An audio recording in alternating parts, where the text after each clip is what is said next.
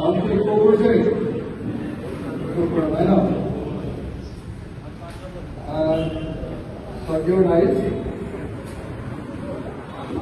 সকলোকে শ্ৰদ্ধা জনাই নমস্কাৰ জনাই সেৱা জনাই সালাম জনাই খুব চমুকে আজি মঙ্গলদৰে এটা কাৰ্যালয় উদ্বোধন কৰিব মানুহে বুজি পাইছে নে নাই বুজি পাইছে নে নাই মঙ্গলদৈত যে আজি এটা কাৰ্যালয় উদ্বোধন কৰিব তাৰ মানেটো বুজি পাইছে নে নাই তাৰ মানেটো হ'ল যে দৰং জিলাত এইবাৰ এখন যুঁজ দিবৰ কাৰণে ৰাইজৰ দল সাজু কৰিছে ধৰিব পাৰিছে নে নাই কথা আমি এবাৰ দৰং জিলা ৰাইজৰ দলে ভালকে ইলেকশ্যন খেলিম ভালকে যুঁজ দিম আৰু এইবাৰ দৰং জিলাৰ পৰা আমি আমাৰ বিধায়ক জিকাই লৈ যাম এই কথাটোৰ সিদ্ধান্ত ল'বলৈ মই আপোনালোকৰ ওচৰলৈ আহিলোঁ আগতে যোৱাবাৰ মই জেলৰ পৰা ইলেকশ্যন খেলিছিলোঁ আৰু ৰাইজৰ দলে অকল এজন এমএলএ পাইছিলোঁ এইবাৰ মই নিজেও বাহিৰত আছোঁ আৰু সমগ্ৰ অসমৰ মানুহৰ ৰাইজৰ দলৰ প্ৰতি আস্থা আৰু বিশ্বাস বাঢ়িছে কেলে বাঢ়িছে কাৰণ অসমত 126 জন এমএলএ আছে সেই 126 জন এমএলএৰ ভিতৰত ৰাইজৰ দলৰ এমএলএ জনে আটাইতকৈ ৰাইজৰ কাৰণে বেছিকে মাতা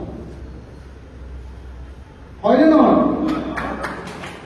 নহয় অসমত 51 জন বিৰোধী দলৰ এমএলএ আছে 51 জন একেলগতে থিয় হৈ দিলে হিমন্ত বিশ্ব শৰ্মাৰ কলিজা পকিবলতে নহয় যি অকণমান কলিজা পকাইছো অকল এজন এমএলএ ৰাইজৰ দলৰ এমএলএ জনে হিমন্ত বিশ্ব শৰ্মাৰ কলিজা পকাই আছে হয়নে নহয় বাৰু হয়নে নহয় হয় আপোনালোকে নিশ্চয় দেখিছে যে অসম বিধানসভাখন আগতে মানুহে নোচোৱা হৈ গৈছিলে টিভিত নাচায় বাতৰি কাকতত নাচায় মোবাইলত নাচায় যেতিয়াৰ পৰা ৰাইজৰ দলৰ এমএলএ বিধানসভালৈ গ'ল তেতিয়াৰ পৰা এতিয়া বিধানসভাখন ফুটবল খেল বা ক্ৰিকেট খেল চোৱাৰ নিচিনাকে অসমৰ মানুহে চায় হয়নে নহয় খালি অসুবিধাটো এইটোৱে যে বিধানসভাত অকল দুজন প্লেয়াৰ থাকে বাকী 126 জনে কোনোবা এজনে শুই থাকে কোনোবা এজনে ঘৰ ঘৰাই থাকে কোনোবা এজনে মাতিবলগীয়া সময়খিনি নামাতে যদি দুজন প্লেয়াৰ একেলগতে থাকে বিধানসভাখন তেতিয়াহ'লে অসম বিধানসভাখন সদায় কপি থাকে যদি এজন বিৰোধী এমএলএ থকাৰ কাৰণে হিমন্ত বিশ্ব শৰ্মা চৰকাৰখন কপি থাকে এইবাৰ 2026 কমেও 20 জন এমএলএ ৰাইজৰ দলৰ পৰা জিকাব যদি পাৰোঁ জিকাবলৈ চেষ্টা কৰিছোঁ তেতিয়া বিধানসভাত সদায় ভূমিকম্প কৰিব যদি 20 জন জিকাব পাৰোঁ তেতিয়াহ'লে হয়তো চৰকাৰৰ আমি অংশীদাৰ হওঁ আৰু যদি অংশীদাৰ হওঁ তেতিয়াহ'লে 4টা কাম কৰিম 4টা কাম নম্বৰ 1 যে বিজেপি খেলাখন চিৰদিনৰ কাৰণে শেষ কৰি দিব এনআৰচিখন কমপ্লিট কৰিবলৈ চৰকাৰক বাধ্য কৰিম স্বদেশী আৰু বিজেপি উলিয়াই পেলাম স্বদেশী এখন আইডেণ্টিটি কাৰ্ড দি দিম যাৰ আইডেণ্টিটি কাৰ্ড থাকিব সি অসমীয়া আৰু যাৰ হাতত আইডেণ্টিটি কাৰ্ড থাকিব পৰিচয় পত্ৰ নাথাকিব তেওঁৱে বিজেপি আৰু তেওঁ কাকত তুলি নি ইয়াৰ পৰা বাংলাদেশৰ পৰা যদি আহিছে বাংলাদেশ হ'লে অন্য ঠাইৰ পৰা যদি আহিছে অন্য ঠাইলৈ একদম অসমৰ সীমা পাৰ কৰিহে থৈ আহিছে।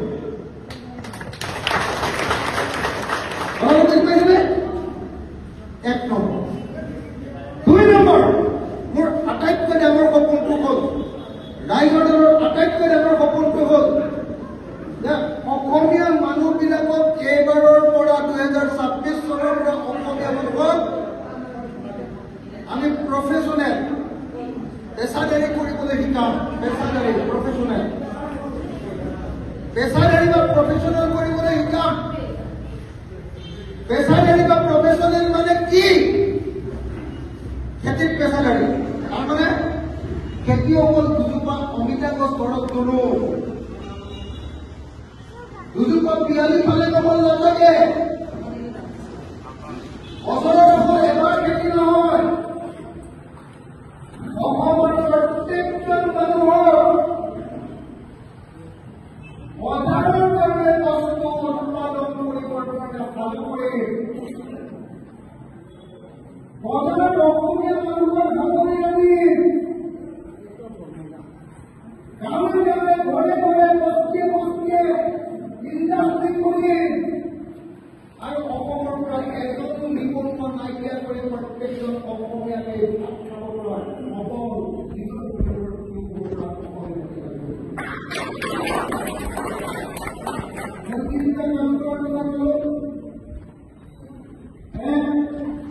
খেতি প্ৰফেচনেল তাৰমানে কি? খেতি অকল ঘৰত খাবলৈ নকৰো, খেতি অকল বছৰত এবাৰ নকৰো, বৰষুণ নহলে ভেকুলীৰ বিয়া নাপাতো। এতিয়াও অসমীয়া ভেকুলীৰ বিয়া পাব লাগে। পৃথিৱীৰ কোনো জাতিয়ে ভেকুলীৰ বিয়া নাপাতে, অকল অসমীয়াই ভেকুলীৰ বিয়া পাতে। আমাৰ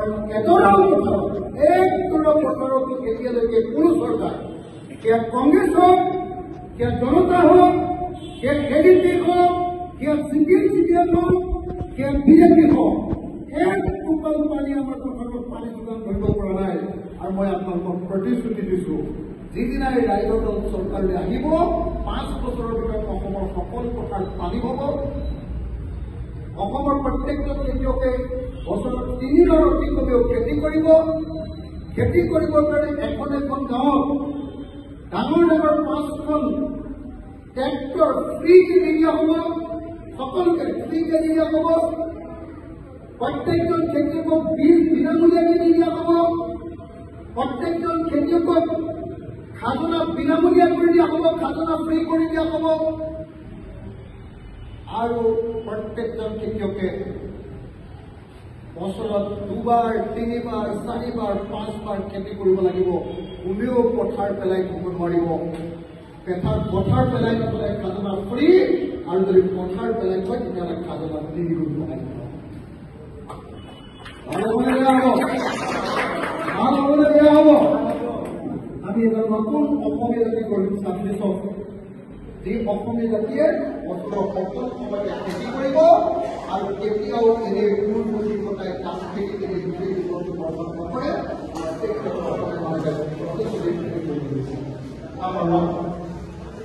নম্বৰ 2, যি জাতি ঘৰত বজাৰ নাই, যি জাতিৰ ঘৰত পথাৰ নাই, সেই জাতি কেতিয়াও কোনোদিন সেই জাতিয়ে উন্নতি কৰিব নোৱাৰে। মই আপোনালোকক কথা দিছো, যদি ৰাইজৰ দলে 2026 চনত হাতলৈ আহে, ৰাইজৰ দলৰ সহযোগত যদি চৰকাৰ হয়, তেতিয়াহ'লে অসমৰ বজাৰ স্থানীয় মানুহৰ হাতলৈ স্থানীয় দাম হ'ব। অসমৰ বজাৰৰ মালিক হ'ব অসমীয়া বহিৰাগত কোম্পানী বা ইণ্টাৰনেশ্যনেল কোম্পানী বা কি কয় বহুজাতিক কোম্পানী আমাৰ বজাৰৰ মালিক হ'ব। আজিৰ দিনটোত মই চোলাটো কিনিছো অনলাইনত, তাৰমানে কোনে ক'লে আমাজন মানে কোন? আমেৰিকান কোম্পানী, বহুজাতিক কোম্পানী। এই চোলাটোৰ গোটেই লাভ অসমীয়াই এই চোলাটোৰ পৰা কি পালে? এটা অসমীয়া ল'ৰাই মোৰ ঘৰত চোলাটো দিবলৈ আহিলে অকল 20 টকাৰ ডেলিভাৰী চাৰ্জ পালে। তাৰ বাহিৰে এই চোলাৰ বেপাৰত 1 টকাও অসমীয়াই পইচা নাপায়। মই আপোনালোকক গেৰাণ্টি দিছো যে এই ব্যৱসায় খুচুৰা ব্যৱসায় আকৌ অসমৰ মানুহৰ হাতলৈ অনা হ'ব। অনলাইন নহয়, শ্বপিং মল নহয়, অসমৰ প্ৰত্যেকজন অসমীয়াৰ হাতলৈ আকৌ বজাৰ ঘূৰাই অনা হ'ব। অসমৰ বজাৰ অসমীয়াৰ হাতলৈ ঘূৰাই আনি প্ৰত্যেকজন মানুহকে ব্যৱসায়িক ৰূপে মনোবৃত্তি কৰি তোলা হ'ব আৰু এনেকৈ প্ৰত্যেকজন অসমীয়াক আমি টকা ঘটিবৰ কাৰণে সুবিধা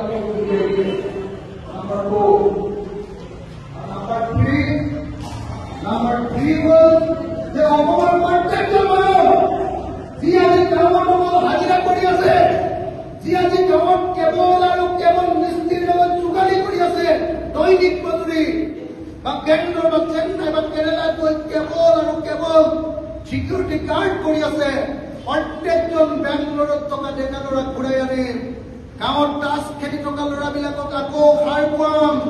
গাঁৱৰ প্ৰত্যেকজন মিস্ত্ৰীৰ লগত যোগালী কৰা মানুহক প্ৰত্যেককে সন্মান সহকাৰে কাম কৰিবৰ কাৰণে গাঁৱে গাঁৱে নগৰৰ বস্তিয়ে বস্তিয়ে বাগানৰ লাইনে লাইনে আৰু চৰে চাপৰিয়ে ক্ষুদ্ৰ ক্ষুদ্ৰ উদ্যোগ প্ৰতিষ্ঠা কৰিম আৰু প্ৰত্যেকখন গাঁৱতে 100% নিবনুৱা সংস্থাপন কৰাৰ ব্যৱস্থা গ্ৰহণ কৰিম। এই তিনিটা সপোন যেতিয়ালৈকে অসমীয়াই নলব তেতিয়ালৈকে অসমীয়া জাতিৰ কোনো ভৱিষ্যত নাই। সত্য নাই। মই আপোনালোকক এটাই কথা কৈছো, আজি কিন্তু অসমীয়াই অকল হিন্দু মুছলমানৰ কাজিয়া কৰি আছে। বিজেপি অকল হিন্দু মুছলমানৰ কাজিয়া লাগে, একো কৰিব নোৱাৰিলে। বিজেপিয়ে কৈছিলে 16 তাৰিখৰ পৰা অসমৰ পৰা বিজেপিয়ে দালি টুকুৰা লৈ ভাবিব লাগিব। এতিয়া হিমন্ত বিশ্ব শৰ্মাই কৈছে যে অসমত 1 কোটি বিদেশী আছে। 1 কোটি বিদেশী থকাৰ পাছত আকৌ কা নামৰ এখন আইন আনি কৈছিলে যে 2014 চনৰ 31 মাৰ্চ 31 ডিচেম্বৰলৈকে বাংলাদেশ, আফগানিস্তান আৰু পাকিস্তানৰ পৰা মুছলমানক বাদ দি আৰু সকলো আহিব পাৰিব। মই তেতিয়াই বাৰম্বাৰ কৈছিলো এই বিজেপি আৰু এই RSSক বিশ্বাস নকৰিব। ইহঁত জাতিৰ বিশ্বাসঘাতক। ইহঁতি ভাৰতৰ স্বাধীনতা সংগ্ৰামতে ভাৰতীয় জাতিক বিশ্বাসঘাতকতা কৰিছিলে। ইহঁতি ভাৰতৰ স্বাধীনতা সংগ্ৰামত নাছিলে, ইহঁতি ব্ৰিটিছৰ গোলাম আছিলে, ইহঁতি ব্ৰিটিছৰ চোৰাংচোৱা আছিলে আৰু ইহঁতি ব্ৰিটিছৰ একদম ব্ৰিটিছৰ বন্ধু আছিলে। ইহঁতক কেতিয়াও বিশ্বাস নকৰিব। এই বিজেপি আৰু RSS মই কোৱা অনুসৰিয়ে মই তেতিয়া কৈছিলো যে 2014 চনৰ 31 ডিচেম্বৰটো অকল দেখুৱাবৰ কাৰণে লৈছে। ইহঁতি 2024 চনৰ 31 ডিচেম্বৰলৈ পলাই দিব। তাৰপিছত 2034 চনৰ 31 ডিচেম্বৰলৈ পলাব। তাৰ পাছত 2045 চনৰ 31 ডিচেম্বৰলৈ পলাব আৰু তাৰ পাছত অনন্ত কালৰ কাৰণে বাংলাদেশৰ পৰা হিন্দু বাংলাদেশীসকলক অসমলৈ আহিবৰ সুযোগ দিব। মই যেতিয়া কৈছিলো অখিল গগৈ মিছৰীয়া বুলি কৈছিলে, এতিয়া অসমৰ আৰু ভাৰতৰ প্ৰত্যেকজন মানুহে গম পালে যে মিছৰীয়া অখিল গগৈ নহয়, মিছৰীয়া হিমন্ত বিশ্ব শৰ্মা, মিছৰীয়া সৰ্বানন্দ সোণোৱাল, মিছৰীয়া অমিত শ্বাহ আৰু মিছৰীয়া হ'ল নৰেন্দ্ৰ মোদী। অসমীয়া জাতিৰ প্ৰতিনিধি মানুহ মই আৰু অসমীয়াই কেতিয়াও মিছা কথা নকয়।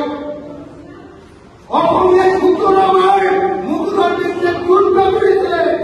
এখন যুদ্ধ তেতিয়া হাৰিছিলো। মীৰ জুমলাই 2 বছৰৰ কাৰণে অসম দখল কৰি লৈছিলে, 2 বছৰৰ কাৰণে। এতিয়াও বিজেপিয়ে কেইদিনমানৰ কাৰণে অসম দখল কৰি লৈছে। 2026 আৰু 2031 ইহঁতক দৌৰাই দৌৰাই অসমৰ পৰা খেদিম আৰু চেলেঞ্জ লৈ গাঁৱে গাঁৱে কাম কৰি আছো আৰু বিজেপিক খেদিম আৰু খেদিম, RSSক খেদিম আৰু খেদিম। আকৌ অসমীয়া জাতিৰ সহ্য বৃদ্ধ আকৌ প্ৰতিপন্ন। সেইটো হ'ল আমাৰ সংকল্প। শ্ৰদ্ধেয় ৰাইজ, আপোনালোকক আকৌ এবাৰ কৈছো, বিজেপিৰ চক্ৰান্তত কোনেও কৰি নিদিব। বিজেপিয়ে বিচাৰিছে যে তেওঁলোকে যিকেইটা প্ৰতিশ্ৰুতি দিছিলে এটাও তেওঁলোকে পূৰণ কৰিব নোৱাৰিলে। বিজেপিয়ে কৈছিলে যে অসমত 23 লাখ নিবনুৱা আছে, প্ৰত্যেকজনকে আমি চাকৰি দিম। 23 লাখটো গৈ 32 লাখ, 2-3 আছিলে এতিয়া 3-2 হৈ গ'ল। 32 লাখ নিবনুৱা হ'ল। নিবনুৱা সমস্যাৰ সমাধান কৰিব নোৱাৰিলে চৰকাৰে ৰাইজ। আপোনালোকে এটাকে চাওক, এটাকে আপোনালোকে চাওক, এটাকে আপোনালোকে চাওক যে তেওঁলোকে কৈছিলে যে জাতি মাটি ভেটি ৰক্ষা কৰে, আৰু তেওঁলোকে জাতি মাটি ভেটি ধ্বংস কৰিবৰ কাৰণে হিন্দু বাংলাদেশ এখানে অসমত প্ৰভাৱ কৰিছে। তাৰ বিৰুদ্ধে আন সকলো শুই দিছে, তাৰ বিৰুদ্ধে সকলো নিমাত হৈছে। কিন্তু নিমাত নহওক ৰাইজৰ দল, নিমাত নহওক কৃষক মুক্তি সংগ্ৰাম সমিতি, নিমাত নহওক ছাত্ৰ মুক্তি সংগ্ৰাম সমিতি, নিমাত নহওক ৰাইজৰ দল। মই আপোনালোকক সকলো অসমবাসী ৰাইজকে আপোনালোকক আশ্বস্ত কৰিছো, 26 চনলৈকে ৰৈ আছো। 26 চনত এইবাৰ বিজেপি চৰকাৰক হৰুৱাওক, আৰু তাৰপিছত এটাকে বিজেপিৰ সিদ্ধান্ত বাতিল কৰি আকৌ অসমক মোগল মুক্ত কৰি দিম। মিৰ জুমলা মুক্ত, মই আকৌ কৈছো, মিৰ জুমলাই 2 বছৰ অসম দখল কৰি ৰাখিছিলে। এতিয়া বিজেপি RSSও কেইবছৰমানৰ কাৰণে অসম দখল কৰি ৰাখিছে, কিন্তু মিৰ জুমলাক কেনেকৈ খেলিব লাগে অসমীয়া জানে। আৰু আপোনালোকক মই অসমীয়া জাতিৰ আটাইতকৈ সাহসী এজন মানুহ হিচাপে, অসমীয়া জাতিৰ আটাইতকৈ ভয় নকৰা এজন অসমীয়া হিচাপে মই অখিল গগৈয়ে আপোনালোকক প্ৰতিশ্ৰুতি দিছো, 26 অথবা যিকোনো এটা তাৰিখত বিজেপিক অসমৰ পৰা, RSSক অসমৰ পৰা খেদি আৰু প্ৰত্যেকজন অসমীয়া শান্তিক আকৌ অসমৰ মই বৰ বেছি দীঘলীয়া নকৰো। মই আপোনালোকক আকৌ এবাৰ কৈছো, আমি ইয়াত ইলেকশ্যনৰ অফিচ খুলিছো, তাৰ অৰ্থটো হ'ল যে দৰং জিলাত আমি এবাৰ ইলেকশ্যন খেলিম। দৰং জিলাত এবাৰ আমি যুঁজ দিম। আৰু মই বুকুত হাত থৈ কৈছো, এবাৰ আপোনালোকে চাই থাকক, এইবাৰ আপোনালোকে চাই থাকক। এইবাৰ অসমত বিজেপিৰ আটাইতকৈ ডাঙৰ প্ৰতিদ্বন্দ্বী হ'ব ৰাইজৰ দল। আপোনালোকে চাই থাকক, বিজেপিৰ আটাইতকৈ ডাঙৰ প্ৰতিদ্বন্দ্বী হ'ব এইবাৰ অসমত ৰাইজৰ দল। ৰাইজৰ দলে যিকোনো প্ৰকাৰে ক'লেও এইবাৰ ডাবল ডিজিটত আমি প্ৰতিনিধি জিকাম, MLA জিকাম, আৰু জিকোৱাৰ পাছত যদি চৰকাৰত অংশগ্ৰহণ কৰিব পাৰো তেতিয়াহ'লে চৰকাৰত, বিৰোধী চৰকাৰত অংশগ্ৰহণ কৰিম। আৰু যদি বিজেপি কেনেবাকে আহে তেতিয়াহ'লে এইবাৰ প্ৰত্যেক দিনাই বিধানসভাত ভূমিকম্প সৃষ্টি কৰা হ'ব। সকলোকে এই প্ৰতিশ্ৰুতি দি আজিৰ দিনটোৰ পৰা দৰং জিলাৰ প্ৰত্যেকজন নাগৰিকে যি ৰাইজৰ দলক ভাল পায়, যি জাতীয়তাবাদী, যি হিন্দু মুছলমান একেলগে থকাটো বিচাৰে, যি অসমৰ উন্নতি বিচাৰে, যি অসমখনত সকলোৱে শান্তিত থকাটো বিচাৰে, মই প্ৰত্যেকজন নাগৰিককে আহ্বান জনাইছো যে বিজেপিক যদি খেলিব লাগে তেতিয়াহ'লে আদৰ্শবাদী প্ৰাৰ্থী লাগিব। আৰু অসমৰ আটাইতকৈ সবল আদৰ্শবাদী প্ৰাৰ্থীটোৰ নাম হ'ল ৰাইজৰ দল। আপোনালোকে সেইকাৰণে ৰাইজৰ দলক শক্তিশালী কৰক, ৰাইজৰ দলত যোগ দিয়ক, ৰাইজৰ দলৰ লগত ওলাই আহক, ৰাইজৰ দলক মানুহক বুজাবলৈ চেষ্টা কৰক, আৰু 2026 চনত দৌৰাই যাতে বিজেপিক খেলাব পাৰো তাৰ কাৰণে আপোনালোকক সকলোকে সাধু হ'বৰ কাৰণে আহ্বান জনাই মই মোৰ বক্তব্য সামৰি মাৰিছো। আৰু আজিৰ যিটো আমাৰ কাৰ্যালয় উদ্বোধন কৰাৰ কথা কৈছিলো, সেই কাৰ্যালয় আনুষ্ঠানিকভাৱে উদ্বোধন কৰিলো বুলি, দৰং জিলাৰ ৰাইজৰ দলৰ কাৰ্যালয় আনুষ্ঠানিকভাৱে উদ্বোধন কৰিলো বুলি মই ঘোষণা কৰিলো। আৰু মই আপোনালোকৰ দৰঙৰ কেইটা সমষ্টি আছে? দৰং, চিপাঝাৰ, মঙলদৈ,